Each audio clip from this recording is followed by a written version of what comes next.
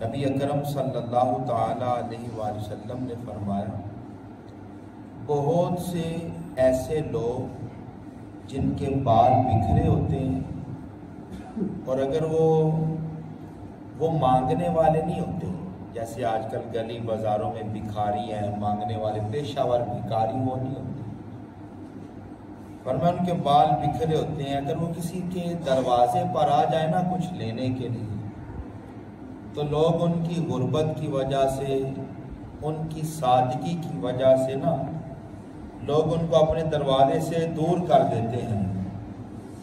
لیکن اللہ کی بارگاہ میں وہ اتنے مقبول ہوتے ہیں کہ اگر وہ قسم اٹھا لینا یا اللہ تو نے یہ کام کرنا ہے تو رب کریم ان کی دعا کو قبول فرما لیتا ہے۔ یعنی کہ بندے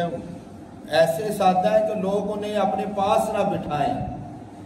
مگر اللہ کی بارگاہ میں وہ اتنے قریب ہیں کہ دعا کرتے ہیں نا کہ یا اللہ انجی ہونا ہے تو رب فرماتا ہے جیسے تم کہو گے میں ویسے ہی کر دوں۔ تو میرے عزیز دوستو، بھائیوں، میرے بزرگوں، نبی اکرم صلی اللہ تعالیٰ علیہ وآلہ وسلم کے ہم امتی ہیں۔ ایصال ثواب کی محفل یہ ہمارا مذہبی ایک دینی طریقہ کار ہے کہ اگر اللہ تعالیٰ نے فرصت دی، اور فرصت سب کے پاس ایک نا، اب یہ بھی میں بات تھوڑی سی کلیئر کرتا چلوں، کیا ہم لوگوں کو قرآن پاک پڑھنے کی فرصت نہیں ہے؟ کیا ہم لوگوں کو ختم پاک ہے کیا ختم پاک کھانا ٹرے میں سجا کر مولوی صاحب کے سامنے رکھ دینا، اس کا نام تو ختم پاک نہیں ہے؟ فروٹ لے آنا،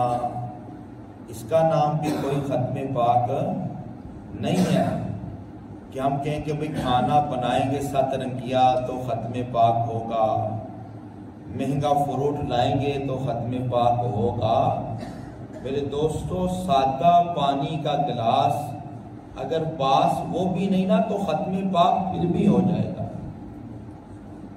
وہ ختم کو کیا کرنا ہے؟ آپ نے قرآن پاک کی تلاوت کرنی ہے، آپ نے رسول اللہ پر درود پاک پڑھنا ہے، آپ نے اللہ کی بارگاہ میں استغفار کرنی ہے، آپ نے اللہ کی بارگاہ میں آخر میں دعا کرنی ہے کہ یا رب العالمین، ہم نے جتنا ہماری طاقت میں تھا مولا، ہم نے تیرے پاک کلام کی تلاوت کی،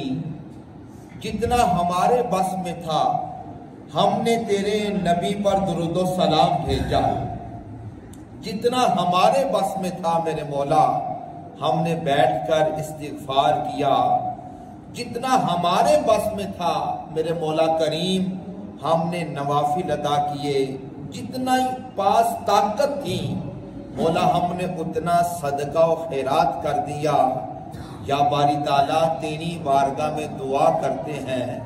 مولا، جس مرحوم بھائی، جس مرحومہ بہن کے لیے التجا کرنے والے ہیں، یا اللہ ہمارے ان اعمال کو، ان نیک کاموں کو مولا اپنی بارگاہ میں قبول فرمانا اور اس کا ثواب ہمیں بھی عطا فرمانا، اور ان کلمات کے طفیل ہمارے مرحومین کی بخشش و مغفرت فرما دینا۔ اس سارے کام کا نام ہے ایصال ثواب، اس سارے کام کا نام ہے کلوں کا ختم، 10ویں کا ختم، 7 کا ختم، سالانہ ختم، کہ کسی کے لیے دعا کرنا، کسی کے لیے مغفرت کی اللہ کی بارگاہ میں التجا کرنا، کسی کے لیے رب کریم کی بارگاہ میں مانگنا یا رب العالمین معافی عطا فرما دے۔ میرے دوستو، آج ہمارے پاس کچھ بھی نہیں، آج ہماری زبانیں بھی دعاؤں سے خالی، آج ہمارے ذہن بھی دعاؤں سے خالی، آج ہمارے نامہ اعمال بھی نیک اعمال سے خالی۔ اور ذرا میرے کریم آقا و مولا صلی اللہ تعالیٰ علیہ وآلہ وسلم کا ایک عمل مبارک دیکھیں کہ پیارے آقا مولا صلی اللہ تعالیٰ علیہ وآلہ وسلم اس حدیث پاک سے نبی پاک کا علم دیکھیں تو وہ بھی سمجھ میں آتا ہے، اس حدیث پاک سے عظمت مصطفیٰ سمجھے تو وہ بھی سمجھ میں آتی ہے، اس حدیث پاک سے ایصال ثواب سمجھے تو وہ بھی سمجھ میں آتا ہے۔ میرے کریم آقا مولا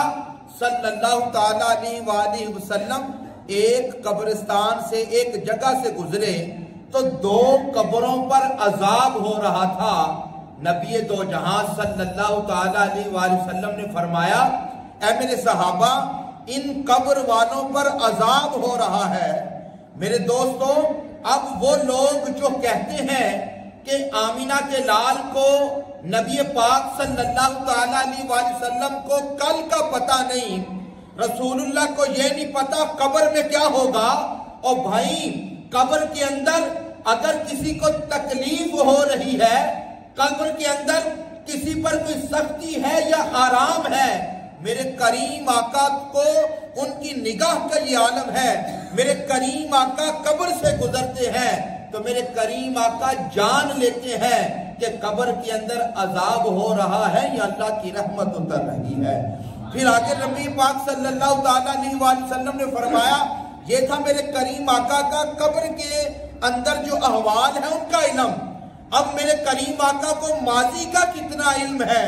نبی پاک صلی اللہ تعالیٰ علیہ وآلہ وسلم نے فرمایا، اے میرے صحابہ، کیا تمہیں پتا ہے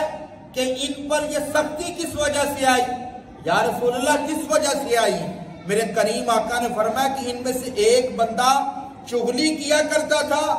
دوسرا بندہ پیشاب کے چھینٹوں سے نہیں بچتا تھا۔ پتہ یہ چلا کہ جو بندہ ماضی میں جو گناہ کرتا ہے، رب کریم نے آمینہ کے لال کو یہ شان بخشی کہ رسول اللہ جانتے ہیں کہ یہ میرا امتی کیا کرتا ہے، کیسے کام کرتا ہے۔ پھر میرے کریم آقا کا مستقبل کا علم دیکھیے، میرے کریم آقا نے جو وہ تر شاخیں ان کی قبر کے اندر گاڑ دی، رکھ دی، اور رسول اللہ نے فرمایا جب تک یہ شاخیں تر رہیں گی رب کریم ان کی قبر پر اپنی رحمتوں کو نازل فرماتا جائے گا۔ میرے دوستو، پتہ یہ چلا کہ میرے کریم آقا کو ماضی کا بھی پتہ ہے، حال کا بھی پتہ ہے، مستقبل کا بھی پتہ ہے۔ اور یار، جس قبر پر میرے کریم آقا کھڑے ہو جائیں اور دعا کر دیں، ذرا خیال تو کریں ان قبر والوں پر رب تعالیٰ کی کتنی رحمتیں اترنے والی ہیں۔ اس حدیث پاک سے پتہ یہ چلا کہ بندہ مومن کی شان یہ ہے کہ وہ اپنے مرحومین جو دنیا سے چلے گئے، اب میرے دوستو دیکھیے نا کہ نبی دو جہاں صلی اللہ تعالیٰ علیہ وآلہ وسلم، آپ کو جب اس چیز کا اندازہ ہوا کہ قبر والوں پر عذاب ہو رہا ہے، تکلیف ہو رہی ہے، نبی اکرم صلی اللہ تعالیٰ علیہ وآلہ وسلم خاموشی اختیار فرماتے کہ چلو ٹھیک ہے، جو ہونا تھا وہ ہو گیا۔ نبی پاک صلی اللہ تعالیٰ علیہ وآلہ وسلم نے ایسا نہیں کیا، بلکہ اپنے عمل کے ذریعے بتا دیا کہ جب تمہیں پتا چلے یار کہ قبر کے اندر یہ معاملات ہیں تو تم نے کوشش کرنی ہے جتنا ہو سکے اس قبر والے کے لیے دعائے مغفرت کرنا، ان کے لیے رب تعالیٰ کی رحمت طلب کرنا، دعا کرنا، رحمت مانگنا تمہارا کام ہے، اپنی رحمتوں کو نازل فرما دینا رب تعالیٰ کی شان ہے۔ پھر کیوں نہ کہیں عدل کرے تے تھڑ تھڑ کمن اچیاں شانہ والے، فضل کرے تے بخشے جاون میں ورگے مکالے۔ میرے عزیز دوستو، میرے بھائیوں، میرے بزرگوں، یہ تو ایصال ثواب کے حوالے سے ایک تو باتیں، ایصال ثواب کی محفل میں آئے، یہ جمعۃ المبارک کا موقع ہو یا کبھی بھی ایسا بیان سننے کا موقع ہو نا، تو اپنے ساتھ اپنے بیٹوں کو بھی لایا کریں۔ کل یہ جو بزرگ ہم جو وقت ہے ان کی اب تیاری آگے ہماری قبر کی ہے، ہماری تیاری ہم نے دوبارہ جوان نہیں ہونا کہ ہم دوبارہ جوان ہوں گے، ابھی بڑی عمر پڑی ہے، کوئی عمر نہیں پڑی، اب ہماری تیاری قبر کی ہے۔ اب ہماری منزل آگے قبر ہے۔ اگر ہماری اولاد نے دیکھا ہوا ہو صرف ہمیں سگریٹ پیتے ہوئے اولاد نے دیکھا ہے، ہماری اولاد نے صرف ہمیں دوسروں کو گالیاں دیتے ہوئے دیکھا ہے، اگر ہماری اولاد نے ہمیں صرف چوک چوراہوں میں دیکھا ہے، تو آپ کیا اپنی اولاد سے یہ توقع کریں گے کہ وہ آپ کے لیے اصال ثواب کی محفلیں سجائے گی؟ کیا پھر وہ ہماری اولاد سے یہ توقع کریں گے کہ وہ ہمارے لیے قرآن کے بڑے بڑے سپارے پڑھ کے دعا کرے گی؟ اور میرے دوستو، آج اپنی اولاد کو یہ بتانا ہے، اپنی اولاد کو سکھانا ہے، بیٹا میں اپنے ماں باپ کے لیے دعا کرتا ہوں، میں اپنے والدین کے سامنے کبھی اونچی آواز میں بات نہیں کرتا، میں نے اپنے والدین کے لیے ہمیشہ دعا کرنی ہے۔ تو پھر جب ہم بھی اس دنیا سے چلے جائیں گے نا، تو پھر اولاد کو کہنے کی ضرورت نہیں پڑے گی۔ جب اولاد کا دل تڑپے گا، سورہ یاسین کی تلاوت کرے گی، اپنے والدین کے لیے بخشش کی دعا کرے گی۔ لیکن اگر ان کو سمجھائے ہی نہ، اگر ان کو بتائے ہی نہ، اگر ان کو علم ہی نہ ہوا کہ یار میرا دین کیا کہتا ہے، اگر انہوں نے کبھی سنا ہی نہ ہو کہ والدین کا مقام کیا ہے، میرے وہ نوجوان بھائی، نوجوان بزرگ جن کے والدین حیات ہیں، اور میرے دوستو والدین نے جس طرح اولاد کو پالا ہوتا ہے نا، اس طرح اپنی اولاد کی خدمت کی، اپنے والدین کی خدمت کیا کریں۔ جیسے ہم لوگ اپنی اولاد کو پالتے ہیں نا، اپنی اولاد کو گود میں بٹھاتے ہیں، اپنی اولاد کا جوتا لینے کے لیے گئے، 10 دفعہ پتر دے پیر دے جتی پا کے ویکھی دی کہ پتر نو پوری آئیے کہ نہیں آئی، پھر ہی پتر کہنے نہیں منو نہیں پسند، پھر اسی کہنے چلو واپس کر کے آئیے۔ کبھی 10 دفعہ کیا میں نے اپنے باپ کے پاؤں میں جوتی ڈال کے دیکھی ہے؟ کیا کوئی ایسا کہ میں نے 10 دفعہ چیک کیا پوری تو انہیں جوتی پوری ہے کہ نہیں؟ یا میں نے اپنے باپ کے سامنے زندگی میں کتنی مرتبہ اپنے والد کے قدموں میں جوتے ڈالے ہوں کہ یار میرا باپ ہے؟ اور میرے دوستو یہ تو وہ ہستیاں ہیں، جنت جو لامکان تک سدرۃ المنتہا، جنت کی کیا منزل ہے کسی کے وہم میں، گمان میں، سوچ میں آنے والی نہیں۔ رب کریم کے محبوب نے زبان مصطفیٰ سے یہ جملہ نکلا، اے میرے امتیوں کیا تم جانتے ہو کہ وہ جنت کہاں ہے؟ وہ جنت جو سدرۃ المنتہا پہ لامکان پر، نبی دو جہاں صلی اللہ تعالیٰ علیہ وآلہ وسلم نے فرمایا الجنت تحت اقدام امہات الامہات، کیا میرے غلاموں جنت تمہاری ماں کے قدموں کے نیچے ہے، جنت تمہاری ماں کے قدموں کے نیچے ہے۔ یا رسول اللہ ماں کی یہ شان ہے، باپ کا کیا رتبہ ہوگا؟ تو میرے دوستو نبی دو جہاں صلی اللہ تعالیٰ علیہ وآلہ وسلم نے فرمایا جو بندہ یہ چاہتا ہو دنیا میں یہ دیکھے کہ میرا رب مجھ سے ناراض ہے یا میرا رب مجھ سے راضی ہے، وہ اپنے باپ کو دیکھ لے، اگر باپ راضی ہوا تو سمجھنا رب بھی راضی ہے، باپ ناراض ہوا تو سمجھنا رب بھی ناراض ہے۔ اپنے والدین کو ناراض نہ کریں۔ رب کریم نے پاس مال تھوڑا دیا ہے، مال زیادہ دیا ہے، یاد رکھنا ماں باپ مال کی وجہ سے خوش نہیں ہوتے۔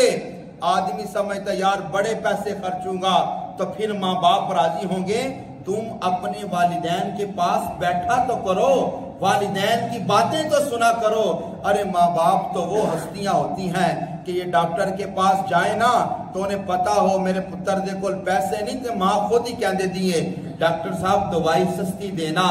ٹیکہ ذرا سستا لانا، میرے پتر دے کول انہیں پیسے نہیں۔ ماں باپ کو تمہارے پیسوں کی ضرورت نہیں، ماں باپ کو ضرورت ہے تو تمہاری محبت کی ضرورت ہے، ماں باپ کو ضرورت ہے تمہارے ساتھ اپنی اولاد کی باتوں کی ضرورت ہے کہ میرا بیٹا جوان ہو گیا، میرا بیٹا جوان ہو گیا، تب اس کا یہ کام نہیں بنتا کہ سر چڑھ کے اپنے ماں باپ کے سامنے بولا کرے۔ ماں باپ بوڑھے ہو جائیں، اولاد جوان ہوتی جائے، جتنی جوان ہوتی جائے اولاد کی نشانی یہ ہے ماں باپ کے سامنے اس کی آواز اتنی پست ہوتی جائے۔ آپ ماں باپ کے سامنے صرف اپنے لہجوں کو ٹھیک کر لیں، ماں باپ کے سامنے اپنے بولنے کے انداز کو ٹھیک کر لیں، اپنے دیکھنے کے انداز کو ٹھیک کر لیں، رب کریم آپ کے والدین کو دوبارہ سے تو تندرستی عطا فرما دے گا۔ میرے دوستوں، میرے بھائیوں، میرے بزرگوں، یہ ہوتی ہیں ہمارے اصالِ ثواب کی محفلیں، جن میں یہ سمجھنا ہوتا ہے کہ یار ہم لوگ کچھ نہ کچھ نیکی کا کام کرنے کی کوشش کریں، کچھ نہ کچھ نیکی کے کام کو اپنی زندگی پر اپلائی کرنے کی، نیک اعمال کرنے کی کوشش کریں۔ اللہ تعالیٰ میری آپ کی حاضری اپنی بارگاہ میں قبول و منظور فرمائے۔